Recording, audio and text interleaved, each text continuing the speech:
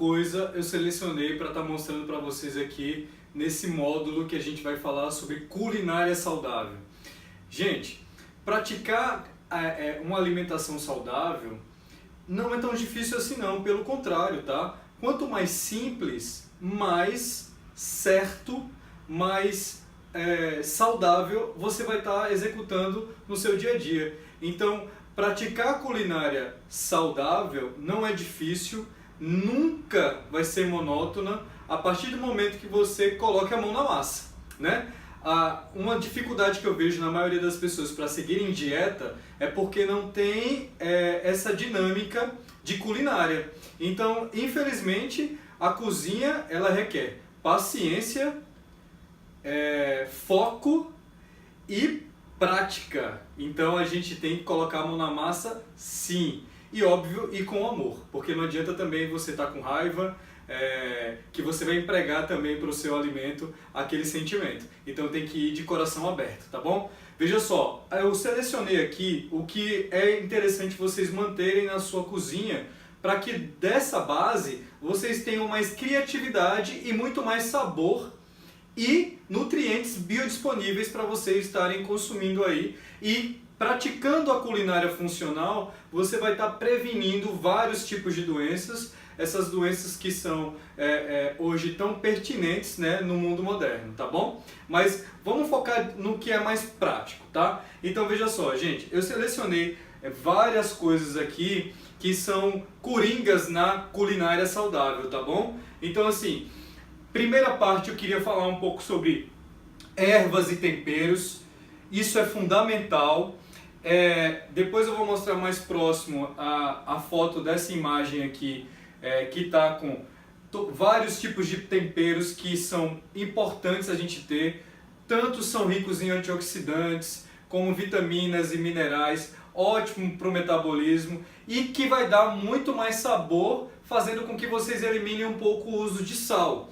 Quando a gente fala de sal, né, as pessoas confundem muito a utilização de sal, gente. Se for sal do Himalaia, flor de sal, como eu separei esses dois aqui para mostrar para vocês, ou sal light, aquele sal de cozinha, sal é sal.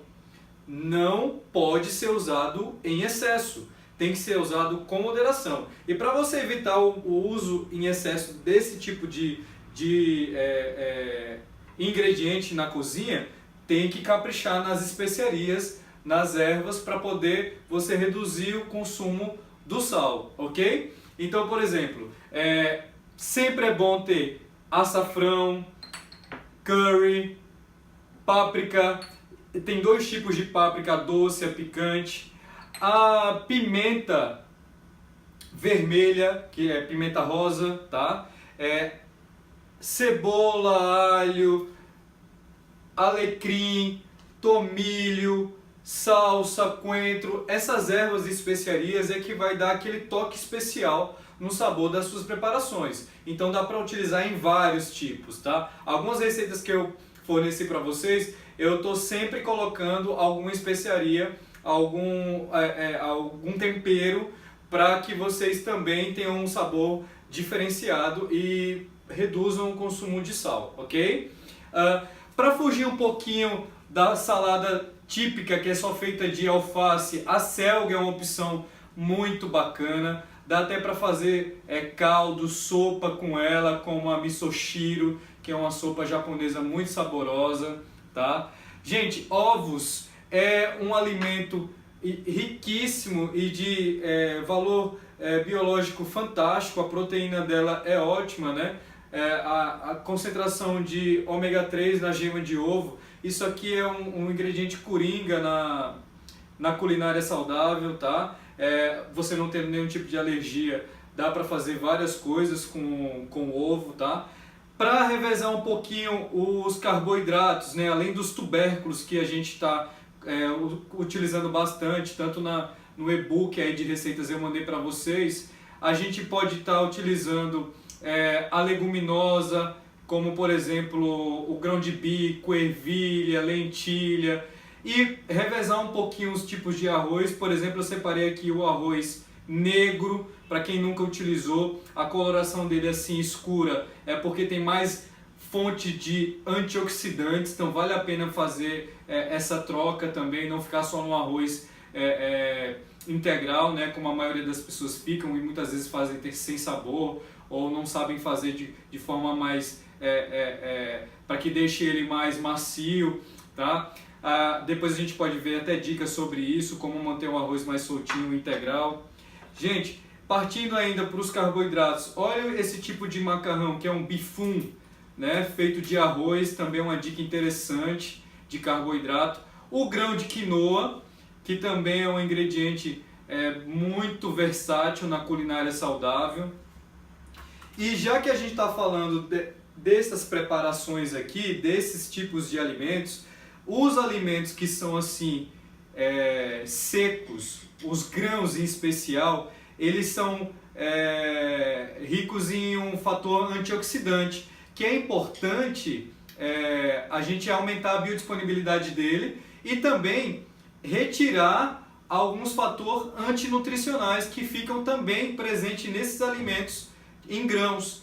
Para fazer isso, gente, é interessante deixar de remolho. Então, o feijão, os alimentos secos assim como o grão de bico, lentilha, arroz, tudo deixar de remolho de um dia para o outro e descartar aquela água que você deixou de remolho, ela vai estar eliminando quase que 50 a 60% desse valor antinutricional que fica presente. E aí você vai ter um arroz, você vai ter um grão mais macio e vai ser mais rápido a preparação dele. Então seguem essa dica aí para deixar de remolho sempre esses grãos, tá bom? As sementes de girassol e de abóbora são ricas em triptofano, excelente para acompanhar saladas, iogurtes.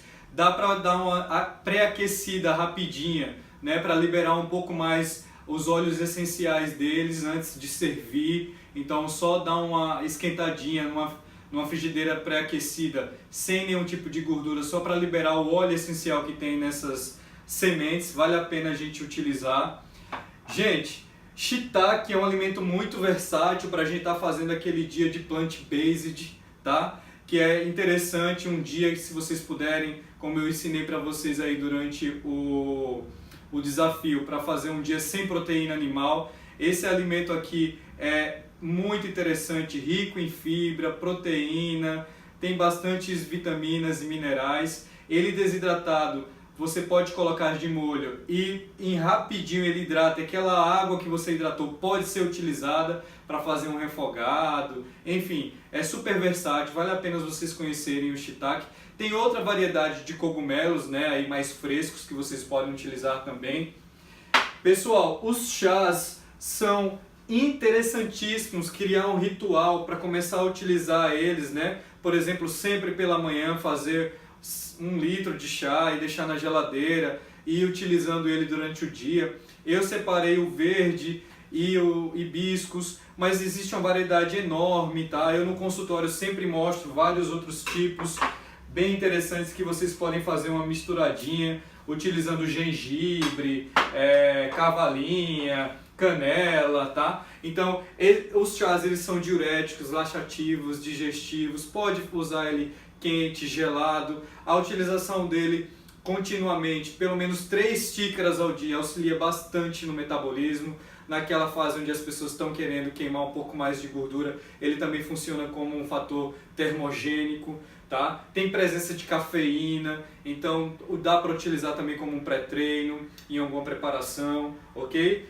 Gente, voltando um pouquinho para cá, as gorduras, para vocês tirarem dúvida, eu gosto bastante de utilizar sempre o azeite extra virgem e o óleo de coco sempre está presente nas minhas receitas, tanto para fritura, para cozimento, para guisados, tá? Vale a pena vocês terem esse tipo de gordura e ficar revezando. Existe óleo de coco já sem sabor, mas existe uma variedade enorme de óleos também, né? Vegetais, né? Por exemplo, já tem óleo de linhaça, de abacate, de chia, mas esses aqui é a base para vocês terem na cozinha.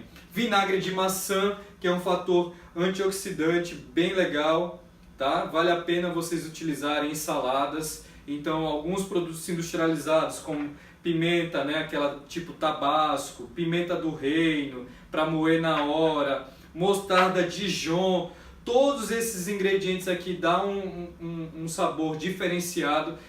São coringas na cozinha saudável, como eu estou falando para vocês.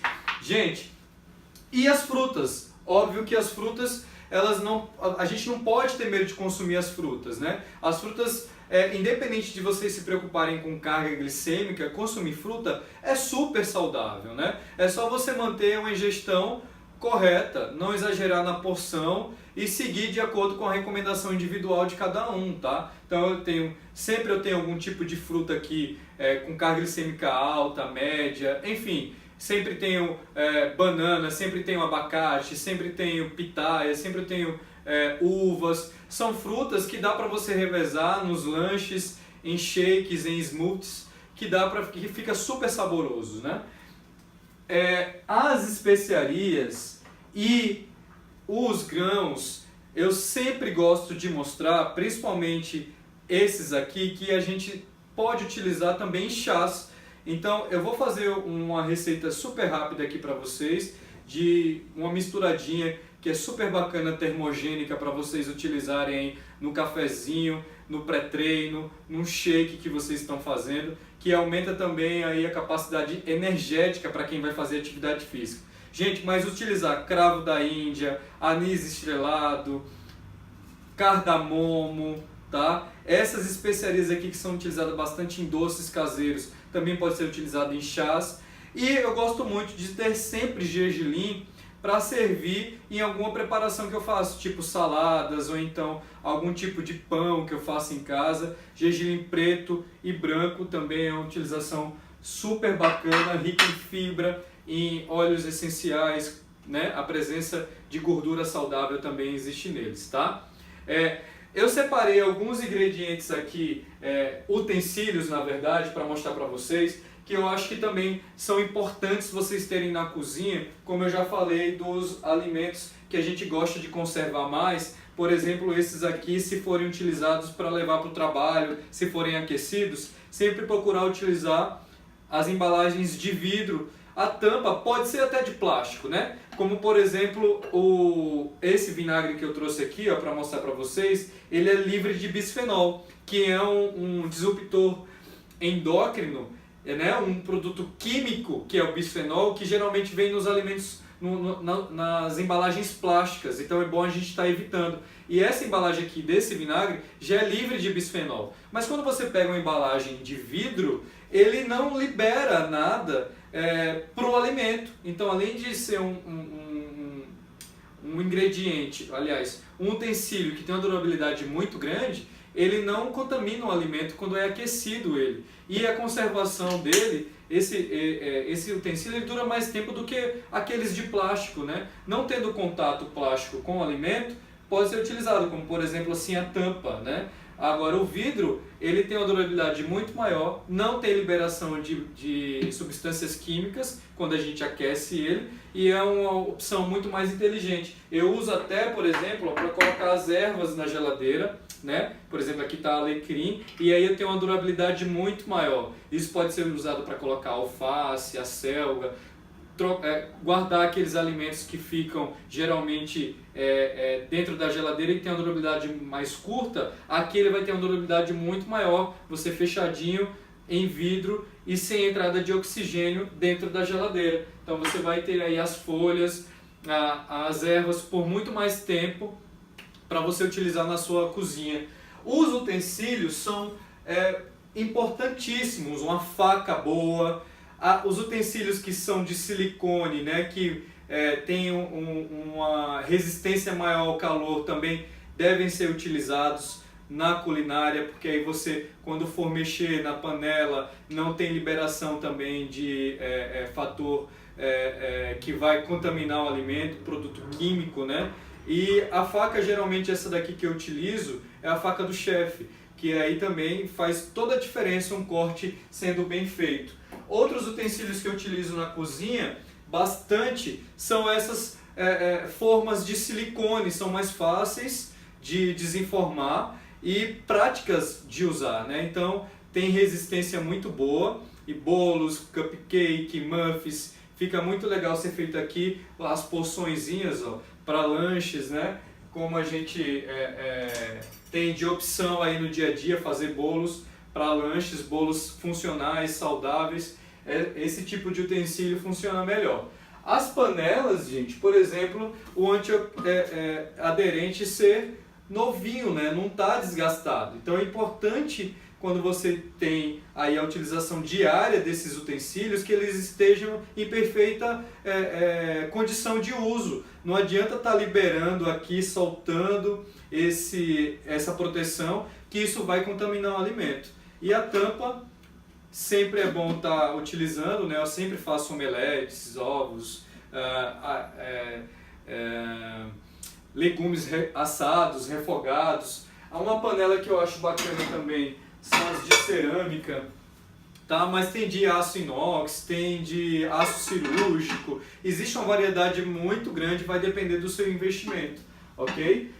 Gente, uma coisa que eu acho bacana também, quando eu quero fazer uma preparação e utilizar algo que deixe ele com uma consistência, vamos dizer, com uma concentração maior de proteína, é o whey protein, tá? Então o whey protein eu sempre tenho na minha cozinha, e sempre estou fazendo um bolo, um muffin proteico, e eu introduzo a proteína, que ela também tem uma resistência boa.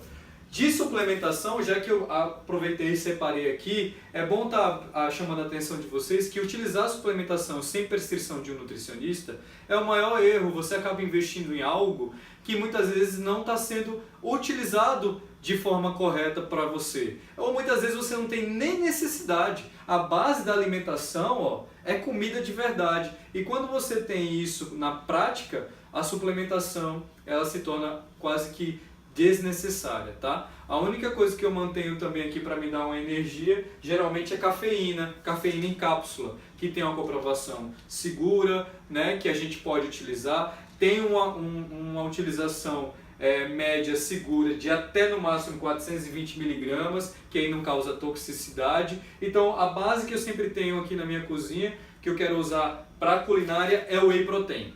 E o outro suplemento que não falta aqui em casa, já que eu estou falando de suplementação, é um pré-treino, que é a cafeína, certo? Que geralmente, como eu treino muito cedo, eu utilizo. Mas para utilizar a suplementação, vocês devem procurar a ajuda de um nutricionista ou então marcar lá no consultório para a gente individualizar esse seu acompanhamento, ok?